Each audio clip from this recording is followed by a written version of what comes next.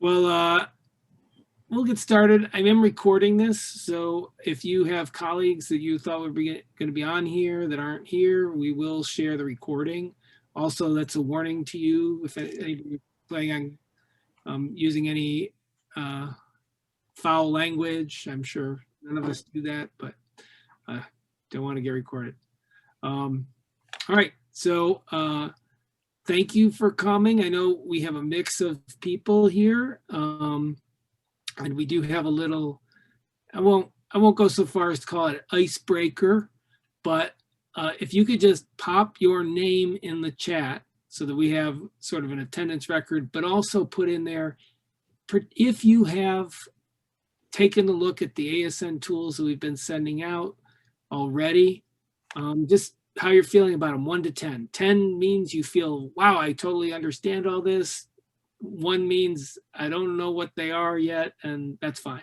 It's totally fine. We just want to make sure we're checking in with you about where you guys are at. We know this is, I mean, I've said it many times already. This is a crazy time to start up a program in the middle of the year. We just want to know, how you guys are feeling about the materials we're sharing. So throw that in the chat if you could. And I think there were some other people, but they'll probably join us as we move forward, and they can catch up later if we have to. So today is really meant to be, hopefully there'll be a lot of time for you guys to ask questions. I'm not going to talk for too long, and I also don't want to, it's late on a Thursday. You might be kind of tired. So we've reserved an hour of your time, but maybe we don't need to go that long. So we'll see how it goes. But I really want to encourage you, once we've kind of gone through a short slideshow here, kind of covering, what we want to cover, make sure you are aware of what we've already sent. Then we want to give you as much time as you feel you need to ask questions or share fears or tell a joke or whatever you feel like you need to do. So, so I'm gonna share this slideshow because we all love slideshows.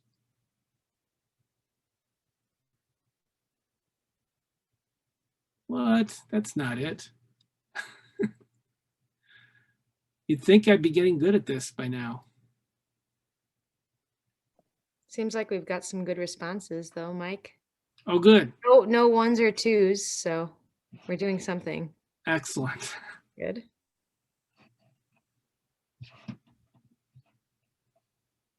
All right. It's still not what I want it to be. Okay, let's see here.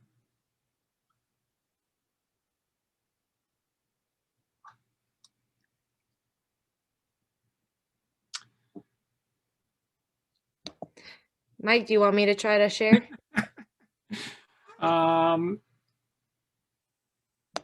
I know what it is. Yeah, why don't you do it? Okay. I don't know what happened. Awesome. All right, let's try. Thank you. Go ahead and empower me to share. All right. Try my best.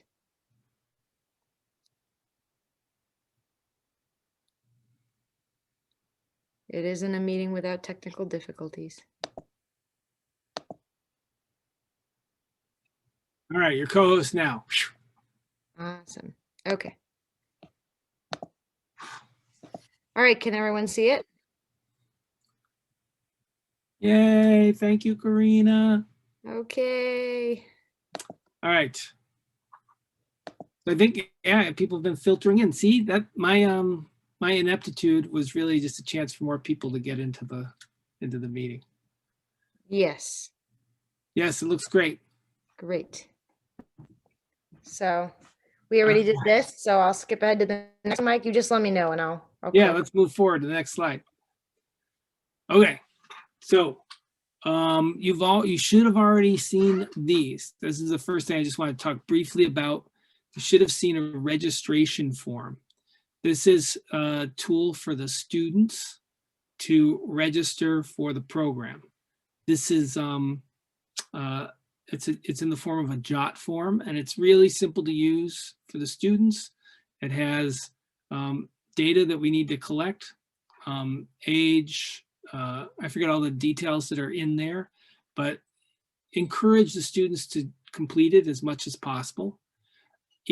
As we onboard you as the site coordinator, you will receive registration forms in an email as they're entered. So you will know who has been completing the registration form. And we will also get that information. We store that information in a database, and then that is part of one of the tools that we use at the end of the year to manage our data. But it's also a key piece for you to use when you're entering the students in CitySpan. I think in the videos that's mentioned, right? You should have that information. And then if those forms aren't complete, you need to have a relationship with whoever is managing data for the school, the Student Record Service, so you can fill in the gaps by talking to them. But our hope is that students are completing it as thoroughly as possible, so you've got it all there in front of you when you go to enter information in CitySpan. The other tool that you've received, or another tool, is the onboarding packet. So that is something that is sort of managed by the site coordinator, we expect, and then forwarded to instructors on site.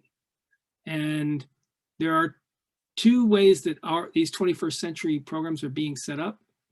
Most of them, we are going to be hiring the site coordinators and the contracted instructors directly. And then for, I think it's 4 sites, we're going to actually subcontract the program to you, so the school will actually be hiring them. But if that onboarding packet has all the documents, and the links, right, to forms. So just make sure if we're not, for those schools that are hiring directly and we are not hiring them, there's things in there you don't need to complete, like the W-9, for instance, the direct deposit form. But if we are contracting with the instructor, those are essential so that we can make sure we can start paying them on time, on a timely basis. So that onboarding packet is a PDF. Karina did a really nice job, made a really self-contained thing. So hopefully it's really useful to you. Let me pause there to see if there's any questions. Does anybody have any questions specifically about the registration forms or the onboarding packet at this point?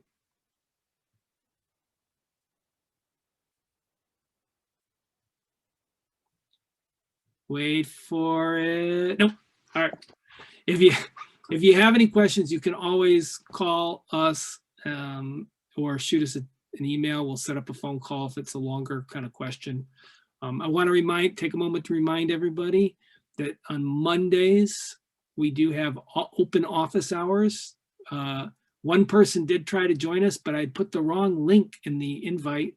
I've corrected that now. So it's just a time that Karina and I are committed to just being available for instant questions. But of course, any phone call or email, we'll try to get back to you as quickly as possible. So that's Mondays at 11, from 11 to 12. So let's go to the next slide. Okay. I just want to clarify, everyone has access to the registration forms. I just want to make sure. I know that everyone should be sent out. I know, Willie, you're probably the only person who hasn't gotten access to that yet, but we're all good. Just wanted to clarify. Okay. All right. Thank you for indulging me. All right. There you go, Mike. Okay. So we just wanted to kind of go over, because of this question of, there's the site coordinator, and you may have a setup where there's a separate person doing parent work. Some schools, it's going to be the same person doing both those pieces. And then you're going to be onboarding these part-time site instructors who are really going to be just working out of school time, after school, after if they're teachers, after their instruction day is done in the after school program. So the instructors, and you can communicate this to them as they're considering if they want to be instructors. They have essentially these 4 roles, and there may be other things that aren't here, but one is they're going to do the instruction.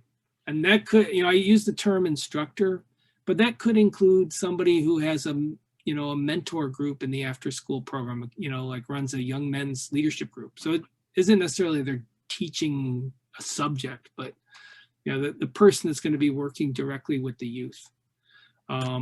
So that's, I use that term instructor. It's just kind of the easiest term to use. They really, you want to make them a partner in the success of the program and work with them to conduct outreach to the kids alongside you. Because the site coordinator should be sending out emails to the kids, maybe posting when we're back in person, flyers on the walls, right? Doing those kind of communications. Maybe popping into the classroom and saying, don't forget about this after school program, sign up for the after school program. But eventually the instructor really needs to be your partner in that, because they often know the kids in the school. They teach them in the classes in a way, that they have a relationship too with the kids, and they want to encourage the kids to participate. So as you're talking to instructors, just remind them of that their participation in this process will help make it succeed. They are going to do enrollment. Now I want to just distinguish this term. We are trying to use two terms with the CitySpan. One is registration, which is taking that registration form that you've received and entering their data in this system called CitySpan, right? And that really should be done by the site coordinator.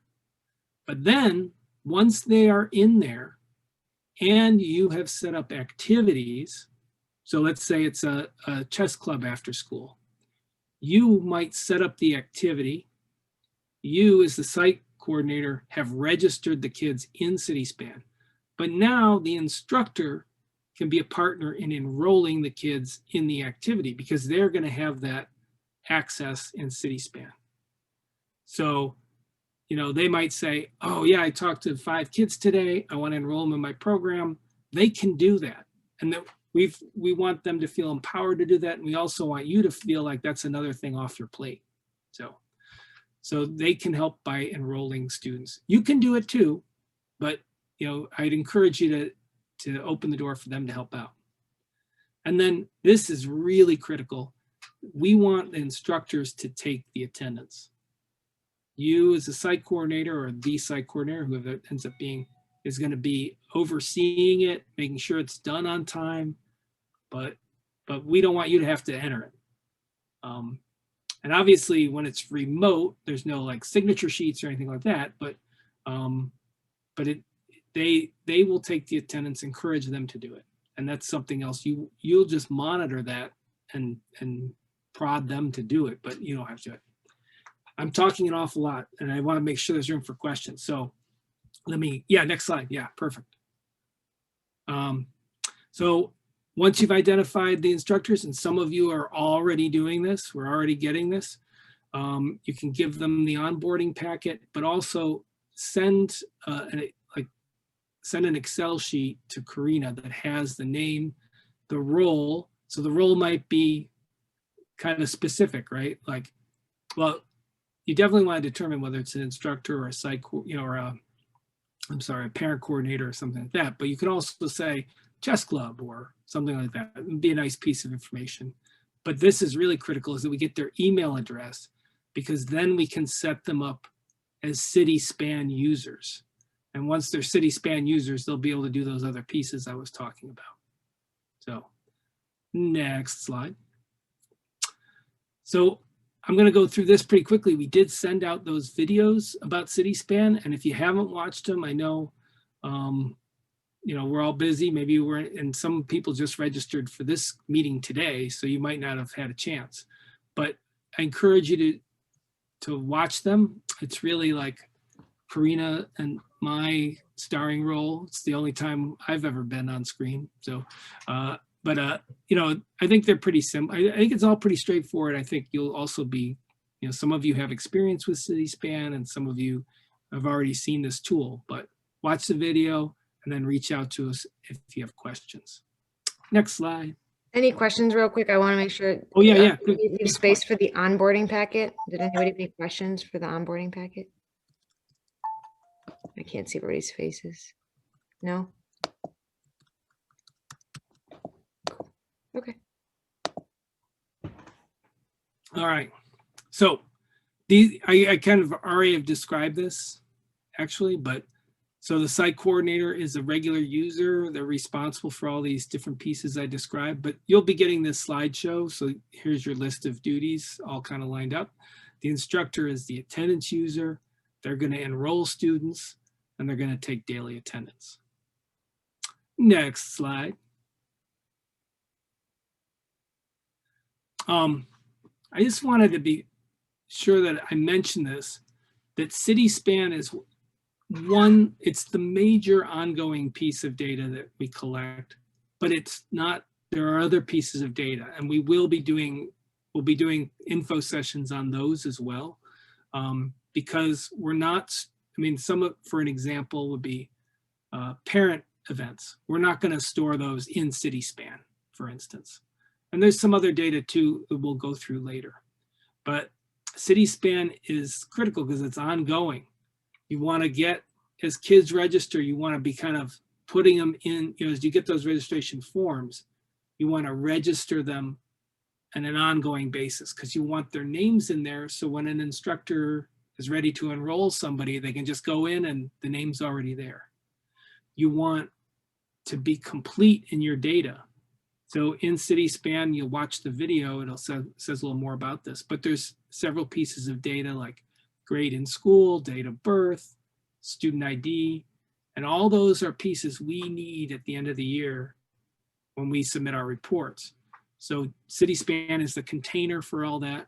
And if you do it in an ongoing basis, I think you'll find that, like when the program starts, it's going to be a heavy lift. It's going to be a crush of all this data entry, but then that'll be done and then you won't have to worry about it. So we just really encourage timely entry. And then there will also be periodic sort of evaluation elements. And then at the year end, there's this sort of summation of performance in key areas, and we'll probably be asking for some data from that. But we're going to do a whole separate data workshop to make sure that we cover it all for you. We're going to try to be, it's our commitment. Karina and I have sworn to each other, we're going to be timely in giving you notifications of these deadlines. So we don't want to be surprising you. Next slide. Did I get it? Is everything, Karina? That's everything we want to make sure we covered, right? It's a light cover on the data. I just wanted to make sure that there's some more information coming on that.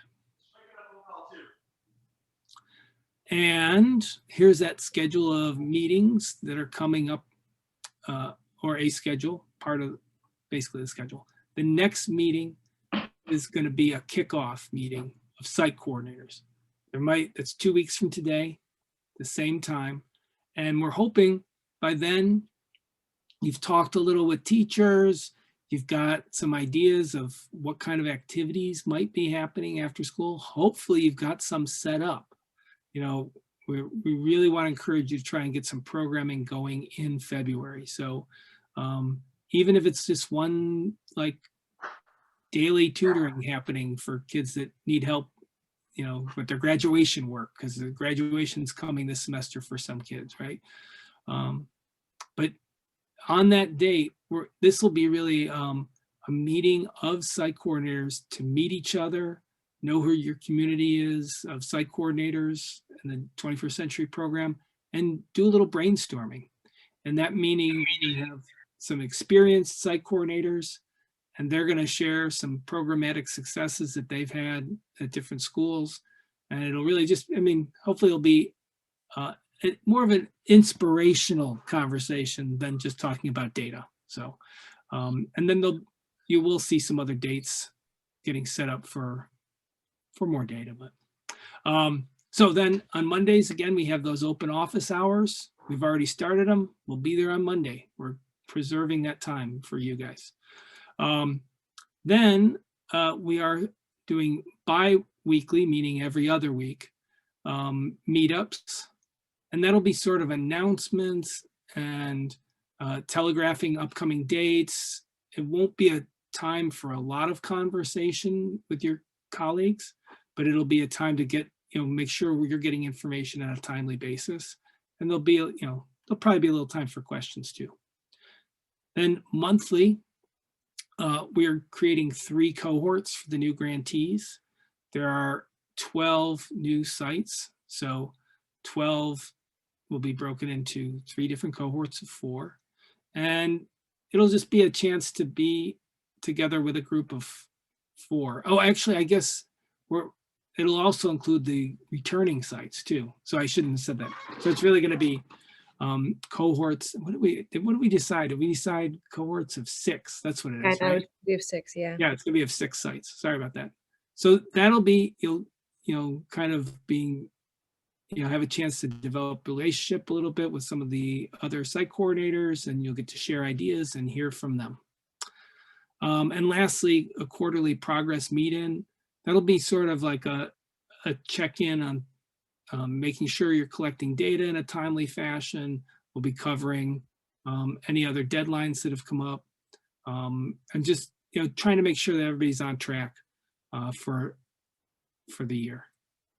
So that's our kind of communications and meetings plan. I think there's going to be we are hiring a couple more staff, so there may be other ways that you're going to be meeting with one-on-one with a program specialist. That's Karina's title. She's a program specialist, and I believe by the end of February we'll have 2 more, and each one will have a portfolio of schools, so they'll be your primary go-to with questions.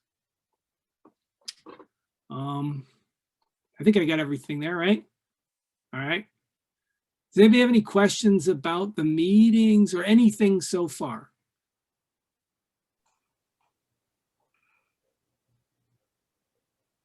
I have a question, Mike. Yeah. Hey, Tina. Hi. So what paperwork do we need for the students as far as enrollment? Is enrollment when you enter them in CitySpan? Good question.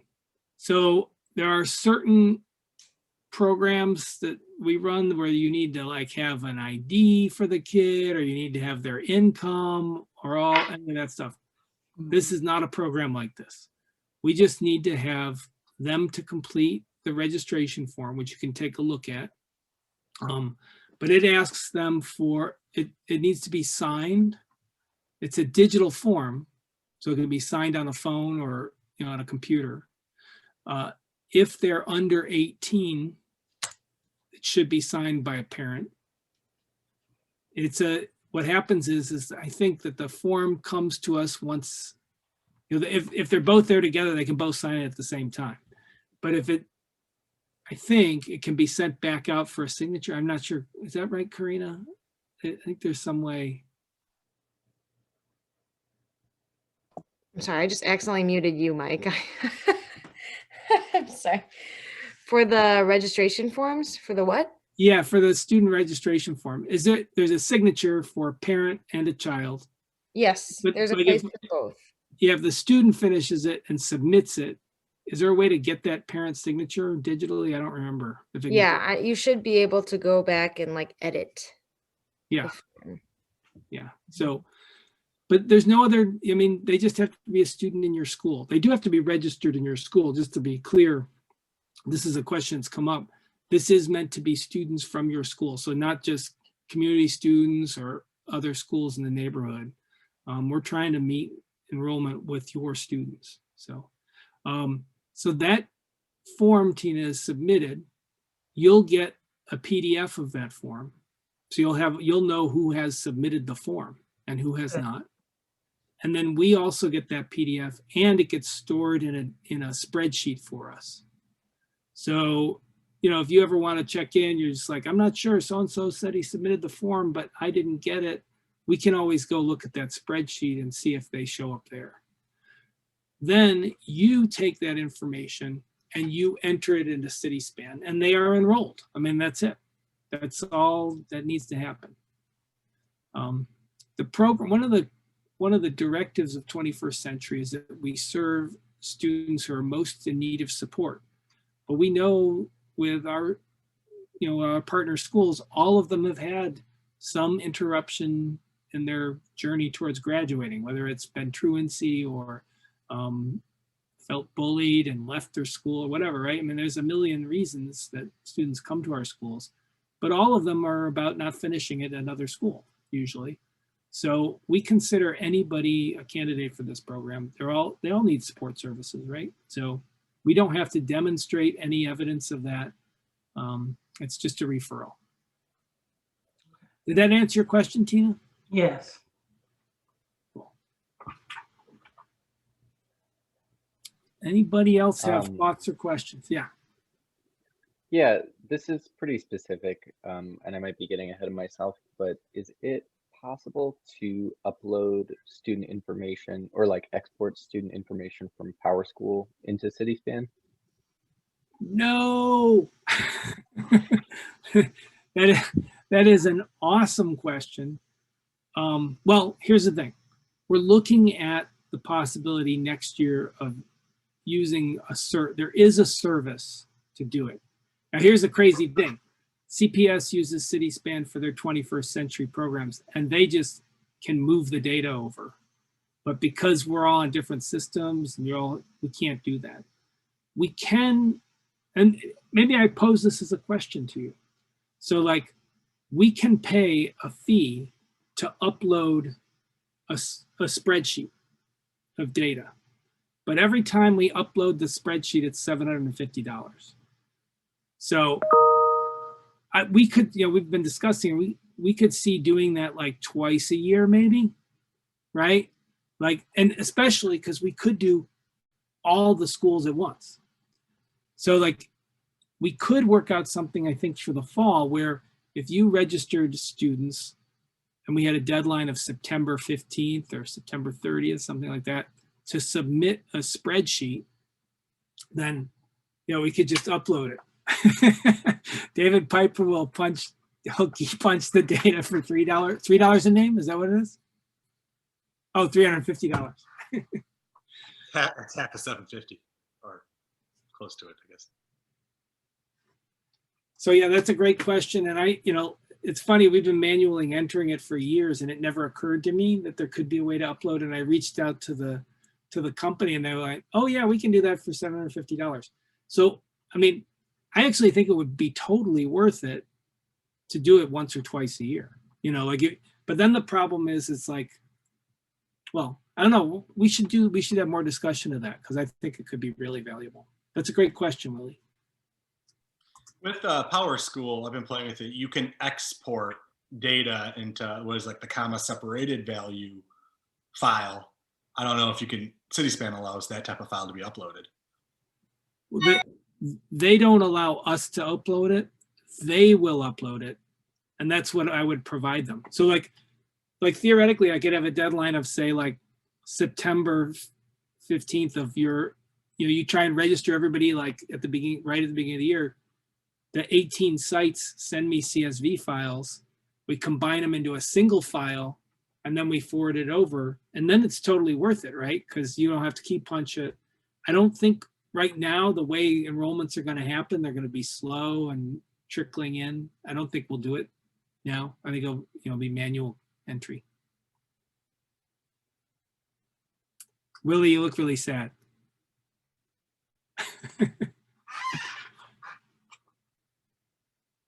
No, I appreciate you. I don't know, just having ideas about it. No, it's a great idea. Unfortunate that CitySpan works that way. It's, it is what it is. Like, why couldn't they just give us the power to do it? It would be so easy, right? We have talked about this many times. Yes. Then they wouldn't be able to charge you $750. So that's right. That's probably what it is.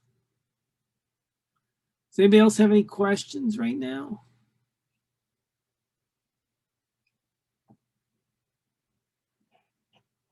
No? Okay. All right. Should we go to the next slide? There we go. So, so next steps, submitting all required paperwork to start work. We have at least one person on this call who has just decided to become the full-time site coordinator. So we'll reach out with the material what you need to submit. But if you are going to be paid if it's a subcontract, I'm working with your sites to get your budgets, and you don't have to worry about that. But if it's instructors that we need to onboard, just making sure you're sharing these roles and responsibilities with them, getting activity proposals from them. We have shared, that's another thing we have shared, which is it's like a Google form. You just, they can just do it's not super long process. We just want instructors to pause and think what they're going to do in their after school program and complete that form. That is something that we do submit at the end of the year. They will want to know that we're working with instructors, and these are planned activities. Onboarding packet materials, sharing those with instructors, working with them to get them in. And then start registering students, collecting those registration forms, and then registering them in CitySpan. And then creating the activities. That's what the videos should walk you through in a pretty clear way. I think you won't have any problem. There's one in there that is for instructors, I think, or yeah, I think it's just one. Or is it two? I don't know. Watch There's the one for enrolling and one for taking attendance. That's right. That's right. So it's During two. night. Yeah. Those are my starring roles. They were shot in the summer, so you can see my back porch in the little background of the video. So that's basically what we want to make sure you have this information so you can start moving forward. But I've got until 5, so if any, if you want to stick around and ask more questions, please feel free. Maybe we can stop sharing the video or the slideshow.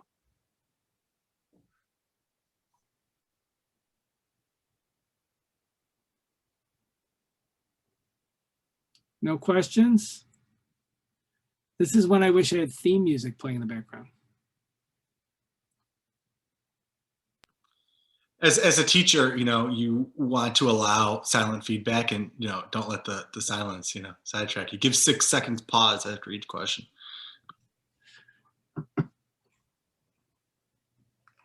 So Mike. Yep. So what's the due date for the paperwork for the site coordinator? I mean, for the site coordinators and facilitators. What's the due date for paperwork? So we do want everybody to have a background check that's shared with us. If they've already had a background check, that's fine. Or they've had one done before they're actually working with young people. So I assume mostly they'll be people in employment of the high school. If their background checks are older, particularly, we would like soon for them to get the background check we've shared with you, or to get a fresh one with the school. So like if it's more than a year old, or well, I think 2 years was the limit that we gave. So if if they're older background checks, please send them for another background check. But if they have something on file, we could start them as long as that's part of the plan, is to get one soon.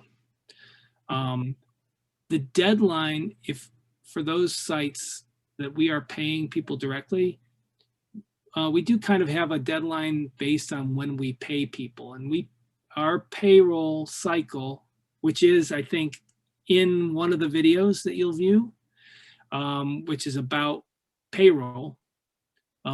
We need to have onboarding materials for the contractual instructors with enough lead time if we want to get them paid on time. And what's that site? What have you been saying, Karina? Like a week before the payroll deadline, or is it? Yeah, so we have to process it through our own HR system as well. So we need it at least basically at the beginning of the payroll period, so that we have enough time to get them going So which is 2 weeks. before the paycheck is given. So, yeah. Oh, I'm sorry.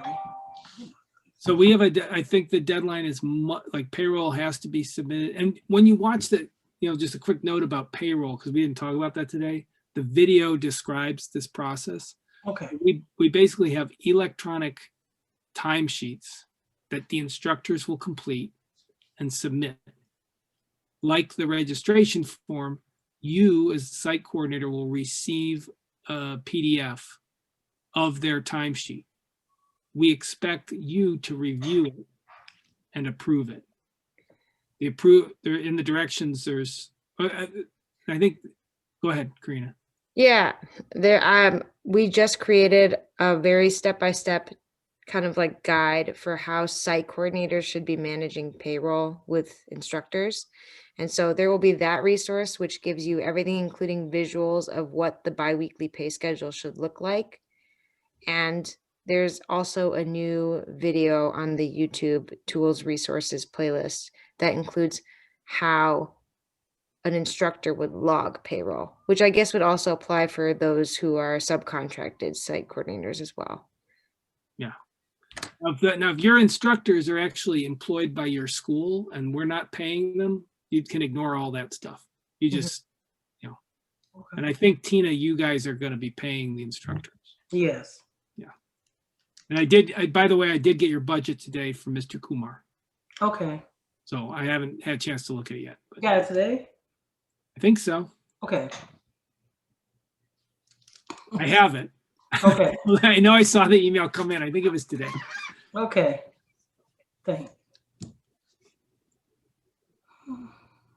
Is there a okay, sorry. let me think about this question a little bit.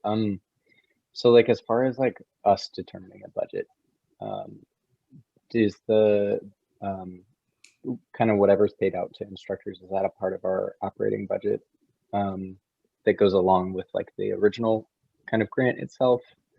Or I'm just curious like how we should go about creating a budget for the programs themselves. Good question. So there's, because we are with Association House, we're doing the direct hiring. I may not have actually sent a budget form out to you guys yet, but I have been working on a couple things around the budget, and I'll get them out very soon. But dedicated to the position of the site coordinator, plus instructors, plus materials, is $107,000. And the budget should be built around ensuring that at least 76,000 of that is for services direct to students, materials for those services, and services for parents. The thing with the site coordinator position is it's kind of like there's multiple roles in the position, right? So the part that's the management position isn't counted with those other, it's not counted as a direct service. It's a program service, but it's not a direct service. So what we say is, what we do on our books is we break it into 3 categories. Basically your position will be split across 3 categories. So in instruction, in a normal year, I usually have about 50,000, 52,000 dedicated to part-time instructors. I think sometimes it gets a little higher depending, if we're not spending as much on materials. And then some part should be dedicated to parent work. On materials, you're going to probably run between $5,000 and $10,000. Now, this is not a normal year, though. So when you're thinking about spending everything, we're basically spending a year's worth of dollars in 8 months, if we can. That's our challenge.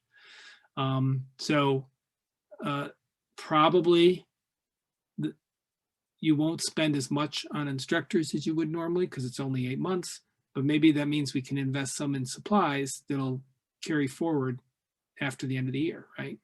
And we could have, I think, as I'm talking, I'm thinking a budget workshop would be a great thing to have. There are some restrictions on spending. I'm working on I'm putting some materials together, I should say, that has a list of everything that's prohibited that you cannot spend on, and has a form if you want to spend on technology, because technology is sort of this footnote or like asterisk. Technology is allowable, but we have to get the proposal in to the state. So if you're thinking about technology, I'm getting this resource out tomorrow, and it's a form that you can submit the technology you want, how much you want, and then I will in turn give that to the state and they'll approve it. If I think there's anything on there I don't think the state will approve, I'll go back to you. But we can spend for those things. And then of course there's David is going to upload the data into CitySpan for us for all the sites, right? For $350. Yeah, set that aside when you make the budget. Did that kind of answer your question, like how to think about the money? Yeah, I really appreciate it. And I'm new to this work in particular, so a budget workshop would be super helpful for me. Yeah, I think we should do that. You know, jot that down.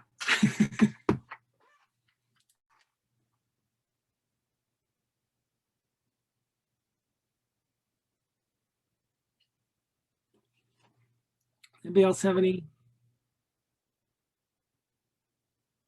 questions, comments?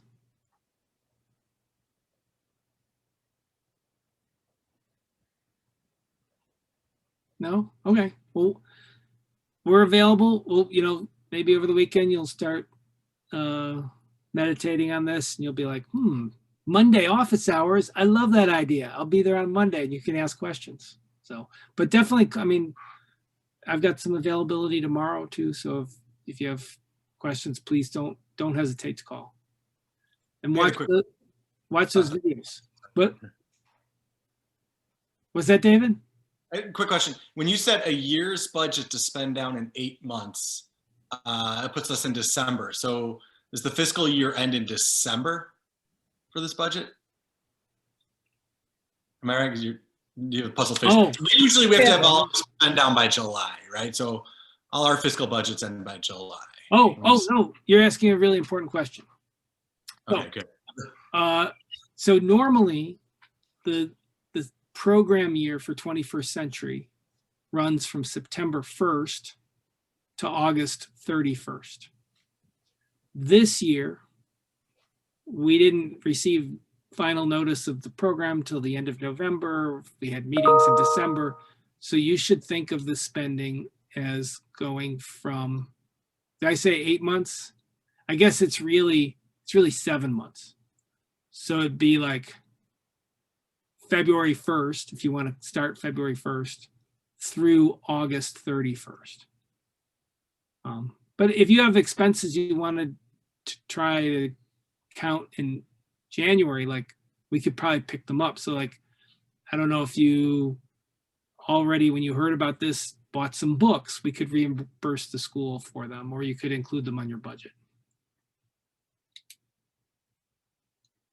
Moving forward, I just wanted to conceptualize a deadline to have to spend down. So yeah, and you know, Jack Wiest and I, and we've been talking about how it's a lot of money, and you know, we don't think the state is going to let us roll any over, but we are going to ask, and I think the state is actually not supposed to let us without permission from the federal government. So I think they are asking the federal government to allow rollover because of two reasons.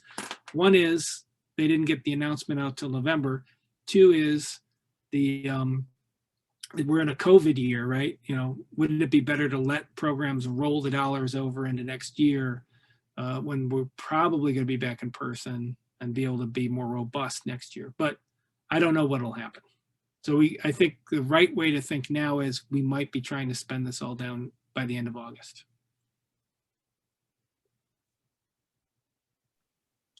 And if we don't look, I mean, here's the thing is, in a normal year, it is a mark against a program if you don't spend all your money, but it won't be a mark for us. I mean, it's, you know, they know that it's a short year. Last question. I probably should, this was probably in my homework, but we have an amazing coordinator coming in. So, you know, I was trusting them. Are there certain outcomes?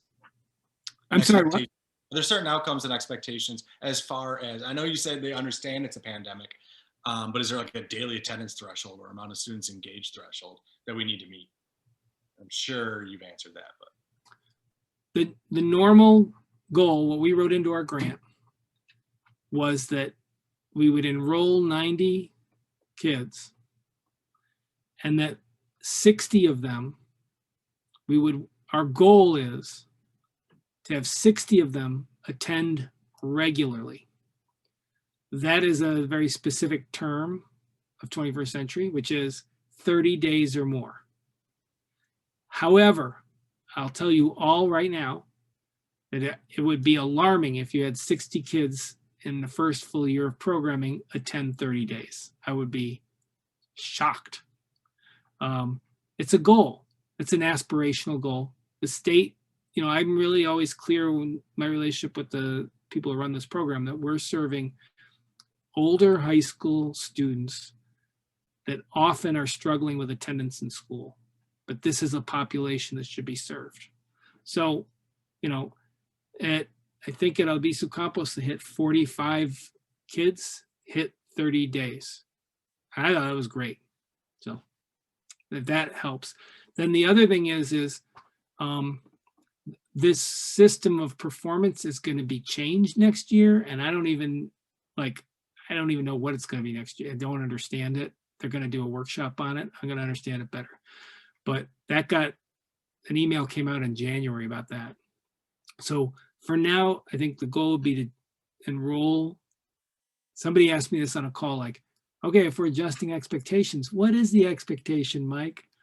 I would say, I'd put to you, can you enroll like 45 kids and get them to attend?